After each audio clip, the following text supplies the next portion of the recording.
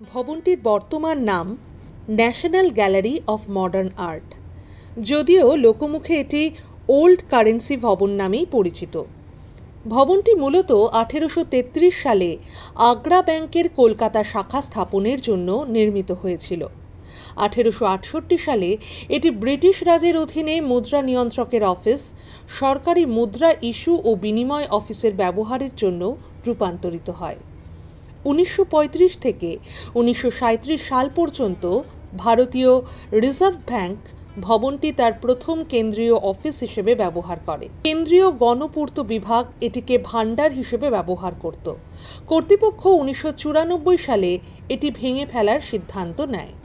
1996 থেকে 1998 সাল পর্যন্ত সিপিডব্লিউ ধ্বংসের কাজ শুরু করে, কিন্তু Indian national trust for art and cultural heritage এবং কলকাতার পৌর কর্পোরেশন ভবনটি সম্পূর্ণ ধ্বংস হওয়া থেকে রক্ষা করে।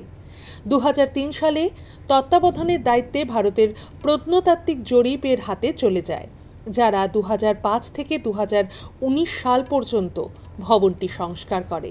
2020 সালের 11 জানুয়ারি প্রধানমন্ত্রী নরেন্দ্র মোদী আনুষ্ঠানিকভাবে এটিকে জাদুঘর হিসেবে উৎসর্গ এবং পুনরায় চালু করেন।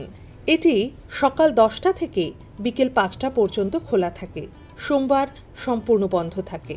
কারেন্সি বিল্ডিংটি একটি 3তলা বিশিষ্ট ইতালীয় কাঠামো, যার মেঝে মার্বেল এবং চুনার বেলে পাথর দিয়ে ঢাকা। কিভাবে আসবেন? বিবাদীবাগগামী যে কোনো বাসে করে ওল্ড কারেন্সি বিল্ডিং স্টপেজে নেমে পড়ুন আর দেখতে পাবেন এই বিল্ডিংটি। তবে কবে আসছেন এখানে?